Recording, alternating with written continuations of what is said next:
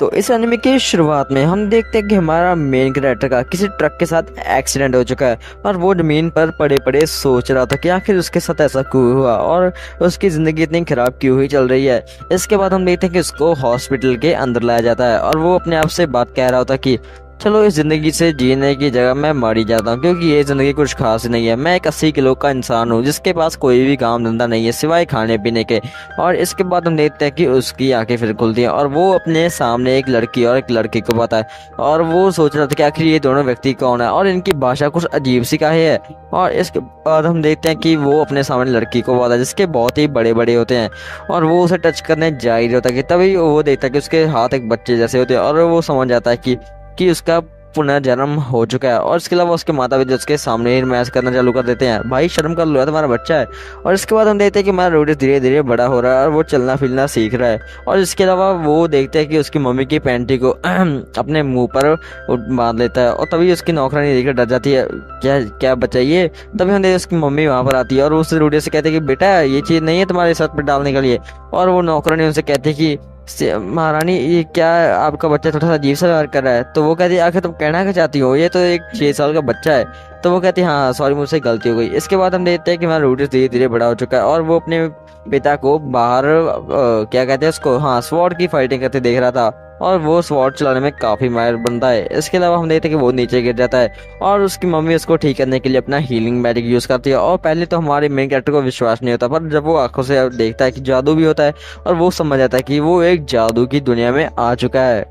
इसके बाद हम देखते हैं हमारा मेन कैरेक्टर थोड़ा सा और बड़ा हो चुका है और वो चलना फिरना सीख ही गया है। इसके बाद हम देखते हैं वो संदूक में से एक बुक को निकालता है जिस बुक में जादू करने के सभी स्टेप को लिखा होता है और वो उस बुक को पढ़कर बहुत सारी जानकारी भी ठीक कर लेता है कि जादू कैसे किया जाए, क्योंकि जादू करने के सिर्फ दो ही तरीके हैं, एक मंत्र पढ़ना और बिना मंत्र पढ़े अपने अंदर की शक्ति को बाहर निकालना। और उसे समझ नहीं आ रहा कि उसके माता पिता की जीन्स में ऐसी कोई शक्ति थी कि वो बिना मंत्र के जादू कर सकता है कि नहीं। और फिर वो इसका ट्राई करता है और वो मंत्र पढ़कर एक अपना जादू करता है और वो वाटर बॉल को सामने लेता है, जिसे देख के वो बहुत खुश होता है कि उसने जादू करना इतनी छोटी उम्र में सीख लिया है। और वो बेहोश हो जाता है क्योंकि जादू करने के लिए बहुत सारी एनर्जी लगती है। इसके बाद हम देखते हैं कि वो अपना बहुत सारा टाइम जादू करने में ही व्यतीत करता है और वो धीरे धीरे बहुत ही बढ़िया जादू करना सीख ही जाता है और इसी के साथ ही वो बहुत ही बढ़िया जादूगर बन ही रहा था। इसके बाद हम देखते हैं कि वो अपने माता पिता के साथ भी इसकी बहुत सारी जानकारी इकट्ठी कर लेता है क्योंकि उसे ये काम करने में बहुत ही ज़्यादा मज़ा आ रहा था और वो बिना मंत्र पढ़े अपना जादू कर पा रहा था। इसके बाद हम देखते हैं कि उनके माता पिता की कुटाई चल हो जाती है और इसके बाद तुम सुन सकते हो।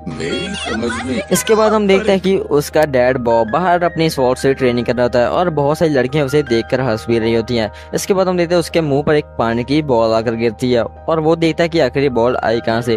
तब हम देखते हैं कि घर के अंदर हमारा रूडिस अपने जादू की प्रैक्टिस कर रहा होता है और वो समझ जाता है कि उसको वाटर को कैसे शूट करना है और ये करने के लिए बहुत सारा काम करने की जरूरत नहीं है, बस थोड़ी सी प्रैक्टिस और आप इसमें माहिर हो जाओगे। तब हम देखते हैं कि वो एक बुक में से स्पेल पढ़ता है और वो स्पेल 2nd लेवल का होता है, मतलब एस रैंक का, और वो इस जादू का यूज करके अपने घर की सारी दीवारें उड़ा देता है। तभी हम देखते हैं उसके माता पिता वहां पर आते हैं और वो कहते हैं रूडियस तुम ठीक तो हो ना। तभी वो देखते हैं कि रूडियस तो बिल्कुल ठीक होता है पर उनकी घर की दीवार पूरी खराब हो चुकी थी और हमें पता चलता है कि उसके पास बुक भी पड़ी थी और उसकी मॉम उसे कहती है कि रूडियस क्या तुमने ये किया। और उसकी स्माइल थोड़ी सी अजीब सी, जिसे देख के रूडियस की सोच रहा था कि क्या ये मुझे फिर से मारने वाले हैं, क्या मैंने गलत जादू यूज कर लिया। तो उसकी मॉम से कहते हैं कि हाँ मेरा बेटा तू बनेगा जादूगर। और वो अपने पति से कह रहे होते हैं कि बॉब चलो ना हमें से जादूगर बनाते हैं, आप इसके लिए कोई टीचर ले आ सकते हैं। तो बॉब का तो कुछ और ही ज्यादा था क्योंकि वो हमारे रूडियस को एक स्वॉर्ड्समैन बनाना चाहता था। इसके बाद हम देखते हैं कि वो फाइनली उसके लिए एक जादूगरनी का अरेंजमेंट भी कर देते हैं जो उसकी मास्टर बन सकती है। और रूडी सब मन में सोच रहा था कि उसकी जादूगर मतलब उसका टीचर तो एक बहुत ही बूढ़ा इंसान जो एक्सपीरियंस वाला कोई होगा ना।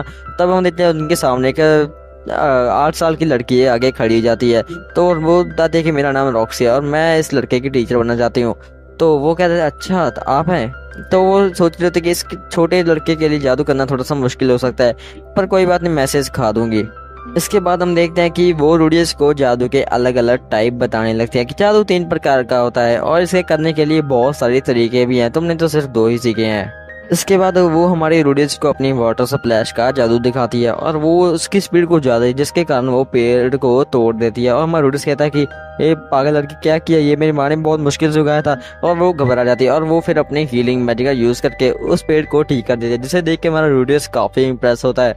और इसके बाद हम देखते हैं कि हमारे रूडियस भी जादू का ट्राई करता है और वो फिर से अपनी वाटर स्प्लैश का यूज करता है और बिना वो उसके सामने बिल्कुल ही आधा मंत्र पढ़ता है। और रॉक्सी से कहते हैं कि रूडियस तुमने सिर्फ आधा मंत्र पढ़ा। तो रूडियस से बताता है कि मैं बिना मंत्र पढ़े अपना जादू यूज कर सकता हूँ, सच्चाई तो यही है। और ये सुन के रॉक्सी थोड़ी शॉक हो जाती है और कहती है हाँ ये तो बढ़िया बात है, ये मेरे लिए भी काफी लाभदायक प्रूफ हो सकता है। और इसके बाद हम देखते हैं कि उसकी मॉम वहाँ पर आती है और वो रॉक्सी से कहती है रॉक्सी तुम थोड़ा सा अंदर आओगी, हमें तुमसे थोड़ी सी बात करनी है, क्योंकि हम तुम्हारे बारे में थोड़ा सा और जानना चाहते हैं कि आखिर तुम कहाँ से हो, तुम्हारा काम कैसा चलता है। शुरुआत में हम देखते हैं हमारे मेन कैरेक्टर के माता पिता का फ्यूनरल और वहाँ पर सब लोग होते हैं एक्सेप्ट हमारा मेन कैरेक्टर खुद। और हमारा मेन कैरेक्टर क्या कर रहा होता है, घर पर बैठ के हिला रहा होता है सीरियसली। तब हम देखते हैं वहाँ पे 2-3 गुंडे आकर उसे घर से बाहर निकाल देते हैं और उसकी अच्छी पिटाई भी कर देते हैं। इसके बाद हमारा मेन कैरेक्टर जाते हुए सोच रहा होता है कि आखिर मैंने ऐसा क्या किया था भाई कि मुझे घर से बाहर निकाल दिया। तभी वो देखता है कि उसके सामने एक लड़की को 2 मुंडे छेड़ रहे होते हैं। तभी वो उसको बचाने के लिए आगे बढ़ता है पर तभी उसका एक ट्रक से एक्सीडेंट हो जाता है और फिर वो प्रेजेंट में आ जाता है, जहाँ पे वो सोच रहा होता है कि सपना था, ठीक है ठीक है, मैं जल्दी से इन पुतलों को भी काबू करना सीख जाऊंगा। पर मेरे जादू की काम करने की अभी भी इच्छा उतनी नहीं है जितनी रॉक्सी की है। तभी वो देखता है कि पास वाले कमरे में से अजीब सी आवाजें आ रही होती हैं। तभी वो जाकर देखता है कि वो आवाजें किसी और की नहीं, रॉक्सी की होती है। रॉक्सी क्या कर रही होती है मैं नहीं बताने वाला, खुद देख लो भाई क्या कर रही है। और ये देखकर हमारा मेन कैरेक्टर काफी ज्यादा एक्साइटेड हो जाता है। इसके बाद वो बताता है कि रॉक्सी को आए हुए 6 महीने हो चुके हैं और हमने काफी सारी रातें साथ में बताई हैं काम करने के लिए जादू का। और रॉक्सी से बताया जैसे कि तुम्हें पता है कि पिछले जन्म में मतलब पुराने समय में कई सारे मॉन्स्टर आम घुमा करते थे, पर अब वो नहीं है क्योंकि इंसानों ने उन सबको मार दिया है, पर अभी थोड़े बहुत ही बचे हैं। इसके अलावा इंसान और राक्षस के बीच की लड़ाई बहुत ही पुराने समय से चली आ रही है, तुम्हें तो ये पता भी नहीं होगा। इसके अलावा वो बताते हैं कि मैं भी एक मॉन्स्टर हूँ, पर मैं ऐसे नहीं जो बंदों को खाऊंगी, मतलब ह्यूमंस को खाऊंगी। और इसके अलावा वो बता रहे थे कि अगर तुम्हें अजीब से बाल वाला कभी भी कोई व्यक्ति दिखाई दे तो वहां से भाग जाना, क्योंकि वो तुम्हें मार डालेगा और साथ ही साथ वो तुम्हारी फैमिली को भी खत्म कर देगा। तो हमारे मेन कैरेक्टर को इससे क्या ही फर्क पड़ना था। इसके बाद हम देखते हैं हमारा मेन कैरेक्टर रॉक्सी के साथ काफी ट्रेनिंग कर रहा था और रॉक्सी को भी 1.5 साल हो चुका था यहाँ पर आए हुए, और पर अभी भी उसका स्वॉर्ड में हाथ कच्चा ही था। इसके बावजूद भी हमारा मेन कैरेक्टर बढ़िया बंदा जा ही था, पर अभी भी उसको अपनी पुरानी जिंदगी के कई सारे बेकार सीन्स याद आ रहे, जिसके कारण वो अभी भी डर रखा था और वो अपने घर से बाहर तो बिल्कुल भी नहीं जाता था। तभी हम देखते हैं वहां पे रॉक्सी आती है और कहती है भाई तुम ठीक हो ना बच्चे। तो वो कहता है कि हाँ मैं ठीक हूँ, और रॉक्सी इसको बताने लगता है तुम्हें डरने की कोई जरूरत नहीं है क्योंकि मैं तुम्हारे साथ हूँ अभी। तो वो बताने लगते हैं कि हाँ मैं थोड़ी देर में जाने वाली हूँ, मतलब थोड़े दिनों में, क्योंकि तुम मेरे से ज्यादा जादू सीख रहे हो। इसके अलावा मुझे लगता है कि तुम मुझे बहुत ही जल्दी सरपास भी कर दोगे क्योंकि तुम्हारे जादू का लेवल नेक्स्ट लेवल ही है। इसके अलावा वो उसे कह देते कि मैं चाहती हूँ कि तुम सामने वाले कॉलेज में हिस्सा लो, वो पहाड़ी पर जो है, क्योंकि वहाँ पर बहुत सारे बढ़िया मजिशियन निकल के सामने आते हैं और मुझे लगता है कि तुम भी वहाँ पर हिस्सा लेकर बहुत ही बढ़िया मजिशियन बन सकते हो, मुझे तुम पर पूरा भरोसा है। इसके अलावा जब मैं तुम्हें जादू सिखा कर जाऊंगी मैं भी उसी कॉलेज में शायद हिस्सा ले सकती हूँ, क्योंकि मुझे अपने जादू को थोड़ा सा और भी बढ़ाना है। और इसके अलावा मैं थोड़े दिनों में तुम्हारा फाइनल टेस्ट भी लेने वाली हूँ, जिसके कारण तुम फुल जादूगर बन जाओगे और इसके बाद तुम अपना ट्रेनिंग को और भी जारी रख सकते हो। इसके बाद हम देखते हैं कि सभी हमारे मेन कैरेक्टर के 5th बर्थडे की तैयारी कर रहे होते हैं। और हमारा मेन कैरेक्टर बता रहा होता है कि हर एक 5 सालों में एक जन्मदिन तो मनाया जाता, जो कि बहुत ही धूमधाम से मनाया जाता। और इस साल हमारे मेन कैरेक्टर का बर्थडे कुछ ज़्यादा ही शानदार तरीके से मनाया गया था। और हमारे पॉल ने हमारे मेन कैरेक्टर के लिए एक स्वॉर्ड लाया जो कि उसके वजन से 3 गुना था, मतलब बहुत ही बड़ी थी। और हम उसकी मम्मी उसके लिए एक जादू की किताब लाई थी जो कि हमारे मेन कैरेक्टर को काफ़ी पसंद आती है, क्योंकि वो उसके बहुत ही ज़्यादा काम आने वाली थी। तीसरी बचती है हमारी रॉक्सी जो भी है, वो हमारे मेन कैरेक्टर को छड़ी देती है और वो सोचता था सॉरी मैं तुम्हें पहले देना भूल गई, क्योंकि ये जब तुम ग्रेजुएट हो गए मैं तुम्हें तब देने वाली थी, चलो तुम अभी रख सकते हो इसको क्योंकि ये तुम्हारे बहुत ही काम आने वाली है। इसके अलावा हम देखते हैं कि वो सब बहुत ही खुश होते हैं। अभी भी हमारे मेन कैरेक्टर के मन में वही सब पुरानी बातें चल रही होती है। जब वो अपने पुराने जन्म में था उसके साथ लोगों ने बहुत ही बुरा व्यवहार जो करा था, उसको अभी भी बहुत ही शर्म महसूस हो रही थी, क्योंकि लोगों ने उसके साथ इतना गंदा व्यवहार किया था कि अब वो चाहता था कि वो बदले और अपनी बॉडी को फिट करे, पर उसकी बॉडी कभी भी उसका साथ नहीं देती थी, जिसके कारण अभी भी उसके मन में बहुत सारा दर्द छुप रखा था। और इसके अलावा पुराने जन्म में जब लोग उसका मजाक उड़ाते थे तो वो अपने घर से बाहर भी नहीं निकलता है। इसकी वजह से वो सारा दिन अपने घर में कैद रहता था, जो कि उसके लिए बहुत ही ज़्यादा समस्या थी।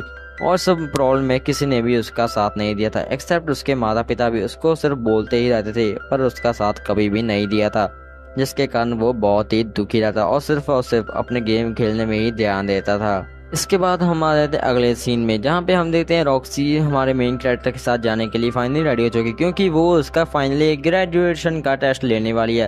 और वो लेने वाली एक अजीब सी जगह पे जहाँ पे कोई भी इंसान ना हो, क्योंकि वो कुछ ज्यादा ही खतरनाक हो सकता है।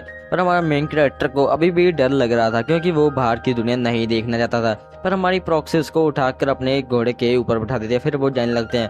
तो हमारा मेन कैरेक्टर कहता है कि मास्टर मैं नहीं कर पाऊंगा, तो रॉक्सी के डर मत, तुम कर लोगे, मुझे तुम पे भरोसा है। और हमारा मेन कैरेक्टर पहले तो आंखें बंद रखता है, पर जब वो आंखें खोलता है तो वो पूरा तरह से शांत रहता है, क्योंकि इस दुनिया के लोग बहुत ही ज्यादा बढ़िया थे और हमारे मेन कैरेक्टर को बहुत ही अच्छा लग रहा था इनके बीच में आके, और वो बहुत ही ज्यादा खुश फील कर रहा था।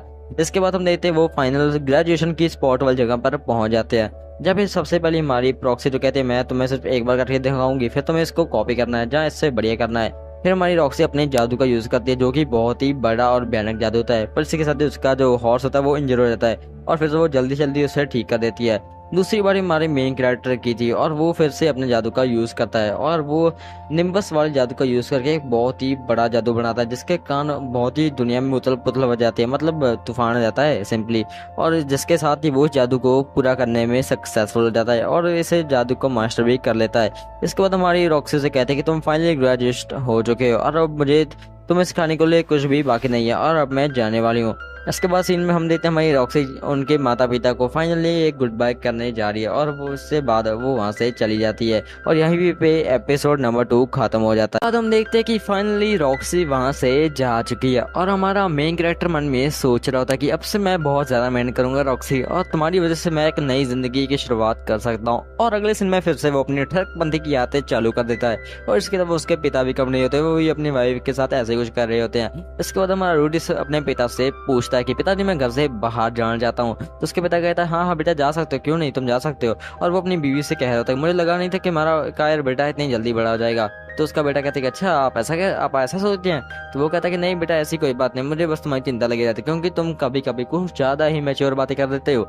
तो वो कहते हैं क्योंकि मैं सिर्फ आपका नाम रोशन करना चाहता हूँ। तो वो कहते हैं कि अगर तुम्हें मेरा नाम रोशन करना है तो अपनी एक गर्लफ्रेंड बनाओ और उसे हमारे घर पर ले आओ। तो वो कहता है अच्छा ठीक है। इसके बाद हम देखते हैं हमारा मेन कैरेक्टर फाइनली घूमने के लिए शहर से बाहर आ चुका है और वो देखता है कि एक लड़के पर 3-4 लड़के पत्थर फेंक रहे होते हैं और उसे देख उस पर बहुत ही ज्यादा दया आ जाती है। उसके पिता ने उसे कहा भी था कि कमजोरों की रक्षा करनी चाहिए, तभी वो अपने वाटर स्पेल का यूज करके उन लड़कों को वहां से भगा देता है और उस लड़के को बचा लेता है। और वो लड़के पास अगर देखता है वो देखने में काफी ज्यादा सुंदर होता है और वो कहता है कि ये लड़का तो काफी सुंदर है, अगर ये मैं दोस्त बन गया ना तो 2-3 लड़कियां तो मुझे परवाह कर दे ही देगा। पर इसके अलावा वो देखता है कि उसके कान लंबे हैं और उसके अलावा उसके बाल थोड़े से अजीब से थे, तो वो उसको गौर से देखता है क्योंकि रॉक्सी ने उसको बताया था कि कई सारे मॉन्स्टर अजीब से बालों के होते हैं। पर उसे कंफर्म हो गया था कि ये लड़का एक आम इंसान ही है।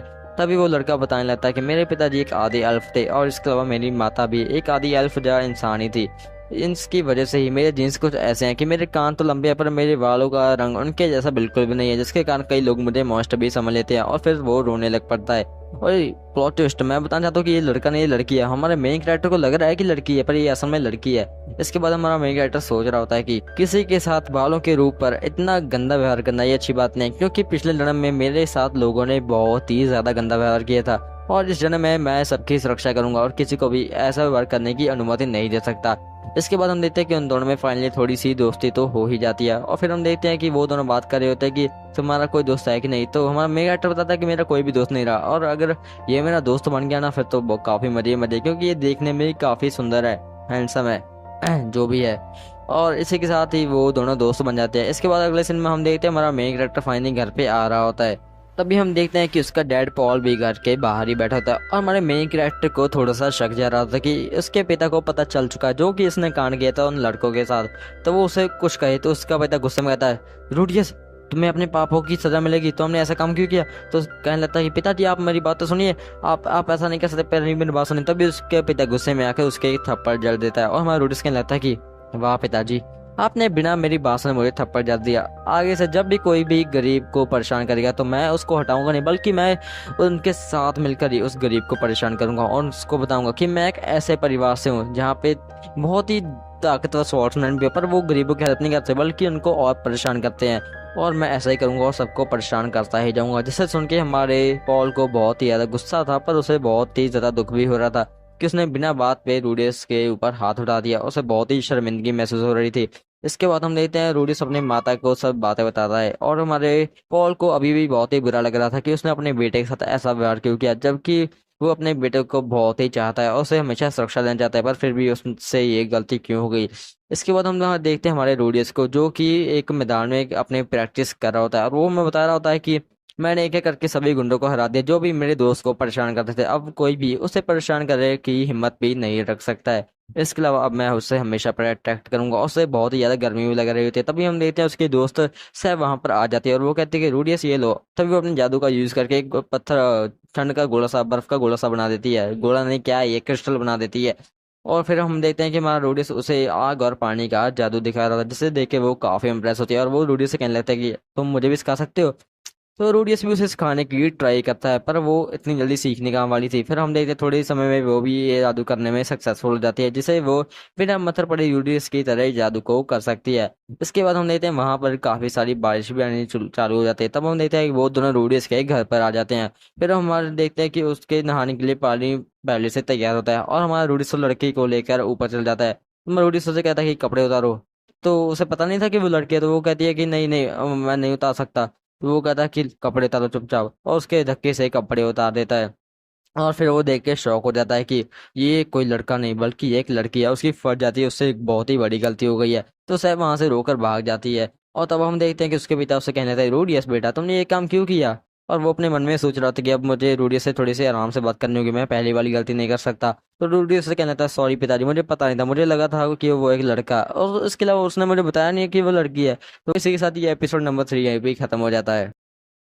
एपिसोड 4 की शुरुआत में हम देखते हैं कि हमारी जेनिथ प्रेग्नेंट हो चुकी है। बहुत ही खुशी की बहुत है, बहुत ही ज्यादा। इसके अलावा इनकी नौकरानी भी प्रेग्नेंट हो चुकी है। वाह, किसने किया है, किसने किया, हाँ हाँ सही कैसे मारा, ये किया है हमारे पॉल ने। सॉरी सॉरी जेनिथ, ये गलती से हो गया। और इसके अलावा पॉल की पिटाई तो होनी ही थी। इसके बाद हम देखते हैं जेनिथ से उससे पूछ रही है, तो बताओ लिसा तुम कहाँ जाने वाली हो।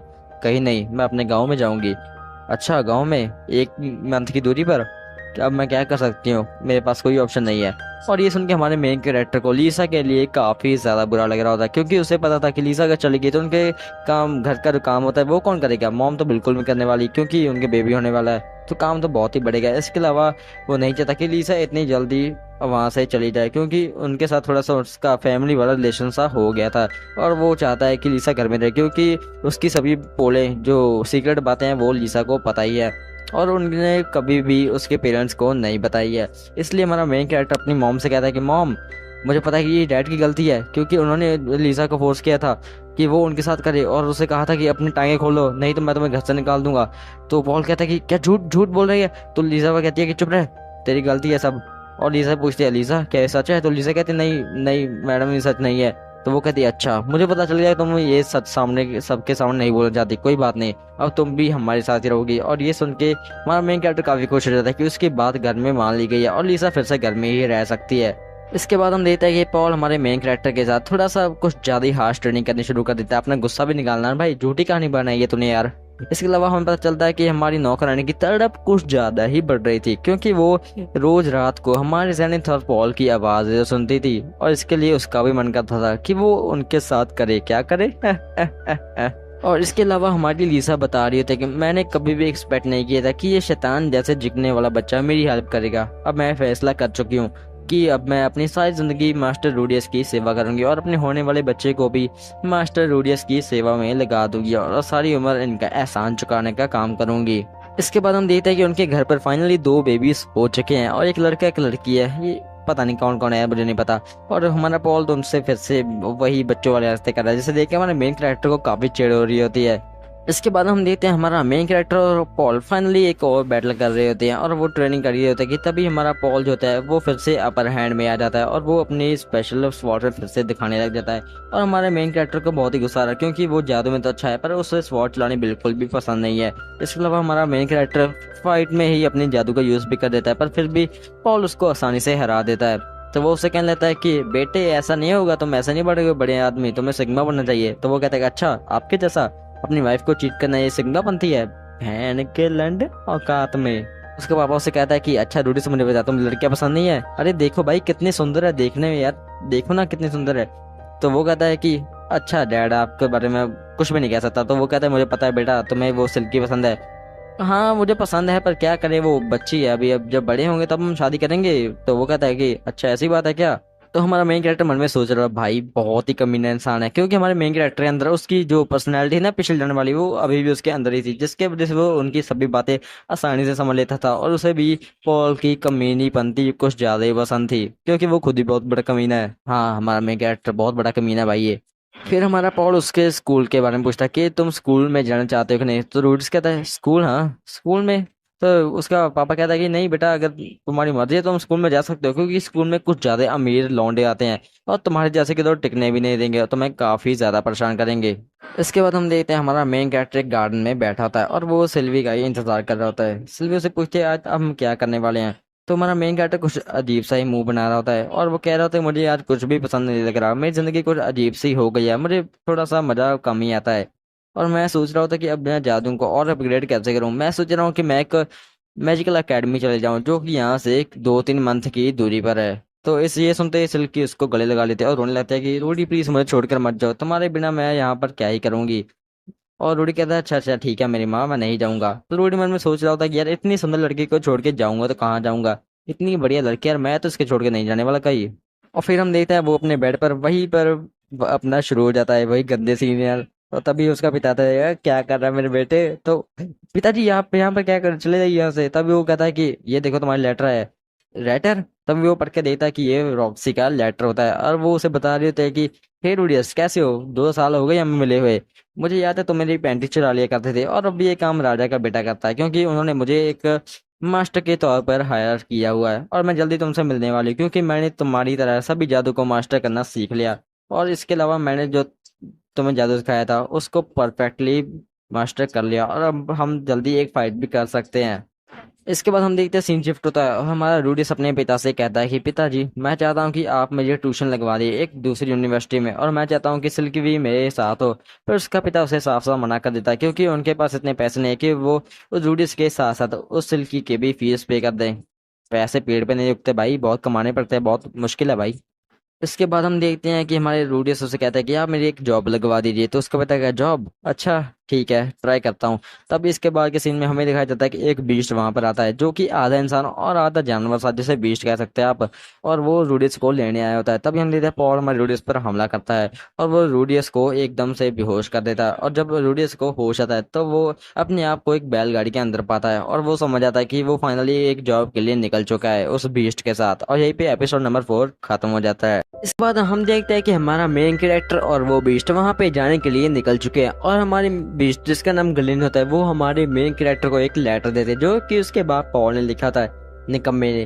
और हमारा मेन कैरेक्टर उसे पढ़ना चालू करता है, बेटा तुम्हें डरने की कोई बात नहीं है, मैं तुम्हारे साथ इस बीस्ट को इसलिए भेज रहा हूँ क्योंकि ये तुम्हारी सुरक्षा भी करेगी और इसी के साथ तुम इसे भी कुछ ना कुछ सिखाई देना। इसके साथ ही तो मैं तुम्हें ऐसी जगह पर भेज रहा हूँ जो कि एक कॉलेज है और वहाँ पे जाके तुम एक स्टूडेंट को समझाने वाले हो, मतलब पढ़ाने वाले हो, और ये कोर्स 5 साल का होगा और इसी के साथ ही तुम वहां पर जाके एक अच्छी खासी अर्निंग भी कर सकते हो। और यहाँ पे भेजने का मेन मकसद यही है कि तुम सिल्वी से दूर रहो, क्योंकि वो अपने पैरों पर खड़ा नहीं उतरेगी अगर तुम उसके पास रहोगे। और ये सुनकर हमारे मेन कैरेक्टर को काफी गुस्सा आ रहा होता है। इसके अलावा हम देखते हैं कि वो फाइनली उस जगह पर पहुंच चुके हैं और वहां पे हम देखते हैं कि उसके सामने एक बंदा आता है जो कि उसी शहर का मेयर होता है।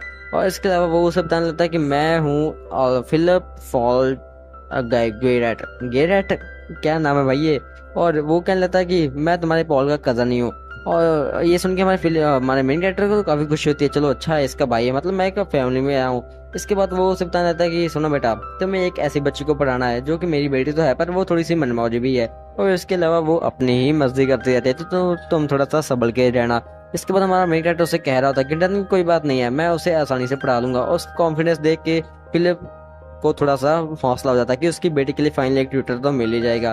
तब हम देखते हैं कि वो फाइनली उस लड़की के पास आ जाते हैं और हम पता चलता है कि उस लड़की का नाम होता है एरिस, मतलब लेडी एरिस जो भी है। और हमारा मेन कैरेक्टर उससे थोड़ा सा हाई हेलो करता है पर वो गुस्से में कहते हैं कि क्या तुम मुझे पढ़ाओगे बच्चे? तुम तो वैसे भी छोटे हो। तुम्हारा मेन कैरेक्टर कहने लगता है कि उम्र से कोई फर्क नहीं पड़ता, वैसे भी जो मैं कर सकता हूँ वो तुम नहीं कर सकती। और वो गुस्से में आके उसके एक थप्पड़ जड़ देती है, जिससे हमारा मेन कैरेक्टर काफी गुस्से में आ जाता है और वो भी उस लड़की के एक थप्पड़ लगा देता है। और वो उससे पहले कुछ कह पाता, वो लड़की उस पर टूट पड़ती है और उसे एक पंच पे पंच मारना चालू कर देती है, जिसके कारण हमारे मेन कैरेक्टर की हालत बुरी हो जाती है। वो अपने हवा वाले जादू का यूज करके वहां से भाग जाता है और वो मन में कह रहा होता है कि पॉल के बच्चे तुमने मुझे कहाँ फंसा दिया भाई। और इसके बाद हम देखते हैं कि वो हमारे फिलिप के पास आता है और वो उसे बताने लगता है कि अंकल, हमें कुछ ऐसा करना चाहिए कि जिसके साथ उसका दिमाग पढ़ाई की ओर लग जाए। तो वो कहता है कि अच्छा बताओ हम क्या कर सकते हैं। तो वो उसे एक्ट के बारे में सुझाव देता है कि वो नकली एक्टिंग करेंगे, जिसके कारण उसकी बच्ची को पढ़ाई की अहमियत के बारे में समझ आ सकता है। इसके बाद हम देखते हैं कि हमारा रूडी से फाइनली अपने रूम में आ चुका है और वो सोने की कोशिश करता है। और इसके अगले सीन में वो हम देखते हैं कि हमारा रूडी से कार कोठरी में बंद होता है और वो एक क्या होता है, वो डब्बे के अंदर होता है, डब्बा ही होता है ना भाई, क्या होता है वो। और उसके साथ ही आयरिस भी होती है और वो उसे दिखाकर अजीब सा हंसने लगता है और आयरिस उसे कहती है कि कहाँ पर है, मुझे बताओ, खोलो मुझे। तब हमारा मेन कैरेक्टर उससे कहता है कि बेवकूफ लड़की, चलो अपनी रस्सी खोल लो, मैं तो अपने जादू से यूज करके इस रस्सी को खोल सकता हूँ, पर तुम क्या करोगी। तब हम देखते हैं वहां पे एक बहुत ही हट्टा कट्टा बंदा जाता है और आयरिस से कहते हैं कि दूर हट, बदबूदार कहीं के, मैं तुम्हें गाड़ दूंगी जमीन के अंदर। और हमारा वो बंदा पूरे गुस्से में आकर उसे काफी पीटना चालू कर देता है और हमारे मेन कैरेक्टर को शक हो रहा था, एक्टिंग चल रही है भाई कि लीडर है। और बंदा उसे इतना मारता है उसके मुंह से खूनना चालू हो जाता है और इसके बाद वो हमारे मेन कैरेक्टर को एक पंच जड़ देता है। इसके बाद हमारे मेन कैरेक्टर को उस लड़के पर थोड़ी सी दया आ जाती है और वो अपनी हीलिंग मेडिकल यूज करती है, उसे थोड़ा सा हील कर देता है कि वो चल फिर सकती है। पर वो उसे पूरा हील नहीं करता, तो वो कहती है प्लीज मुझे पूरा हील कर दो। तो वो कहता है कि अपने आप को खुद कर लो ना, तुमने पढ़ाई नहीं की, अब इसकी सजा भी तुम ही भुगत सकती हो, मैं नहीं, क्योंकि मैं जादू करके यहाँ से निकलने वाला हूँ। तभी वो दोनों गुंडे आपस में बात कर रहे होते हैं कि अगर उन्हें थोड़ा सा और शोर मचाया तो उनका काम तमाम कर देना। और हमारे मेन कैरेक्टर को समझ आएगा कि दाल में कुछ ना कुछ तो काला है, मतलब पूरी दाल ही काली है, इसलिए वो सोच रहा है कि इनको मारूं नहीं, इतना रिस्की काम नहीं ले सकता मैं, मुझे लगता है मुझे यहाँ से चले जाना चाहिए और इस लड़की को यहीं पर छोड़ जाना चाहिए। तो वो लड़की कहती है कि प्लीज प्लीज मुझे भी यहाँ से ले आओ। तो हमारा मेन कैरेक्टर कहता है तुम वादा करते हो कि तुम चलाओगी नहीं। तो वो कहती है प्लीज प्लीज मुझे लेकर जाओ। तो वो कहता है वादा करो, और वो वादा कर देती है। इसी के साथ ही वो दोनों वहां से भाग जाते हैं। इसके बाद हम देखते हैं कि वो दोनों बाहर से बाहर तो आ जाता है, पर जो लड़की थी वो अपना वादा तोड़ देती है और वो बोलना चालू ही रखती है। इसके बाद हम देखते हैं कि वो दोनों एक टांगे में, क्या रिक्शा, हाँ टांगे में बैठे होते हैं, वहां से जाने लगते हैं। पर हम देखते हैं कि अभी वो गुंडे उनका पीछे कर ही रहे थे।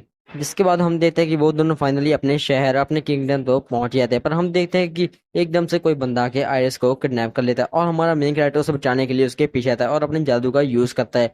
और वो नॉर्मल जादू का यूज करके उन दोनों को रोक तो लेता है और वो गुंडे उसे कहने लगता है कि है बच्चे, अपने बारे में सोच, मैं तुम्हें बहुत पैसा दूंगा अगर तुम मुझे छोड़ दोगे। इस लड़की ने मेरी जिंदगी बर्बाद कर दिया और अगर तुम इसे पढ़ाओगे तो ये तुम्हारी जिंदगी भी डेफिनेटली खराब कर देगी। थोड़ा सा दिमाग लगाओ बच्चे, मैं तुम्हें बहुत पैसा देने वाला हूँ। पर हम मेन कैरेक्टर सोच रहा होता है कि क्या किया जाए। उसे पैसे के बारे में इतनी अहमियत तो नहीं थी, क्योंकि उसने अपना सारी जिंदगी अपने माँ बाप के टुकड़ों पर ही पला है और इसलिए वो सोच लेता कि अब मैं इसको बचाने ही वाला हूँ। इसके बाद हमारा मेन कैरेक्टर उनको आसानी से हरा तो देता है, पर हम देखते हैं कि उनमें से एक गुंडा वहां उसके सामने एक स्वॉर्ड फेंक देता है। तभी हम देखते हैं ग्रिल ने उनके पीछे आ रही होती है और इससे पहले कि स्वॉर्ड हमारे मेन कैरेक्टर को लगती तभी वहां पे एक ग्रिल आ जाती है और वो स्वॉर्ड को तोड़ देती है। और इसी के साथ ही वो अपने जादू का यूज करके वहां पे जो भी बंदा मौजूद है उसका सर तोड़ देती है। और ये सीन देखने में काफी ब्रूटल होता है, मतलब चारों तरफ खून ही खून फैल जाता है। और हमारा मेन कैरेक्टर ये देखकर शॉक हो गया था कि ये क्या हो रहा है। और हम देखते हैं कि वो खून के ऊपर ही बैठा होता है। हमारे गिनर से पूछते हैं कि और कोई बाकी है क्या, तो हमारा मेन कैरेक्टर कहता है नहीं, तुमने सबको हरा दिया है। इसके बाद हम देखते हैं कि वो फाइनली अपने किंगडम में पहुंच चुके हैं और जो जिसने गद्दारी की थी महाराजा उसे भी किडनैप कर लेता है। और हमारी जो आयरिस होती है वो भी हमारे मेन कैरेक्टर को अपने टीचर के तौर पर रखने के लिए फाइनली राजी हो जाती है। और यहीं पे एपिसोड नंबर 5 खत्म हो जाता है।